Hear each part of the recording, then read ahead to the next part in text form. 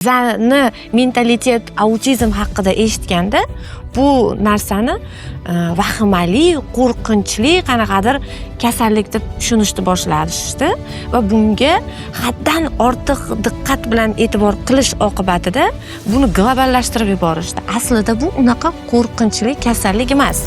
Siz qanday mutaxassissiz, qaysi manbaga asoslanib autizm kasallik emas deyapsiz va nimaga asoslanib uydagi yaqinlari va pedagoglar yordam beradi demoqdasiz. Autizm nima? U qanday kelib chiqadi? Uni sabablari, u autizm holatidagi bolalarga qanaqa yordam bera olamiz?